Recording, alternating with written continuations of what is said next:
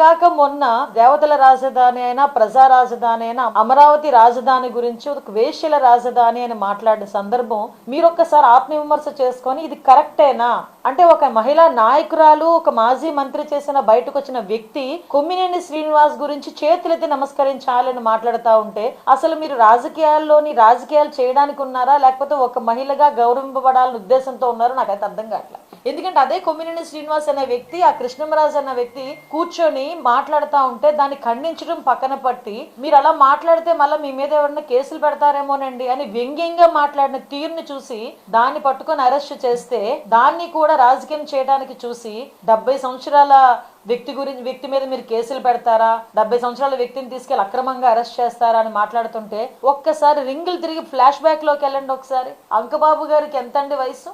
అంకబాబు గారు ఏం మాట్లాడారని ఆ రోజు అంకబాబు గారి మీద మీరు ఒక కేసు పెట్టి అర్ధరాత్రి సిఐడి వాళ్ళ చేత అరెస్ట్ చేయించారు. 65 సంవత్సరాల పెద్ద ఆవిడ ఒక పోస్ట్ ఫార్వర్డ్ చేసినందుకు ఆవిడని ఏ రాత్రి మీద తీసుకొచ్చి సిఐడి వాళ్ళు తీసుకెళ్లి ఆవిడని అరెస్ట్ చూపించడమే కాకుండా ఆవిడని ఎంక్వైరీ చేశారు. ఒకసారి గుర్తు పెట్టుకోండి. చంద్రబాబు నాయుడు గారికి వయసు ఎంత? ఆ రోజు చంద్రబాబు నాయుడు గారి వయసు గురించి మాట్లాడితే ఇదే కొమ్మినేని శ్రీనివాస్ అనే వ్యక్తి సాక్షి ఛానల్లో కూర్చొని డిబేట్లు ఇచ్చాడు. జయలలిత వయసు ఎంత, లల్లు ప్రసాద్ యాదవ్ వయసు ఎంత, ఇలాంటి వయసులు ఎంత అని చెప్పి మాట్లాడిన సందర్భం మీరు మాట్లాడారే. అంటే తన దాకా వస్తేనే కానీ నొప్పి తెలియదు అంటారనమాట.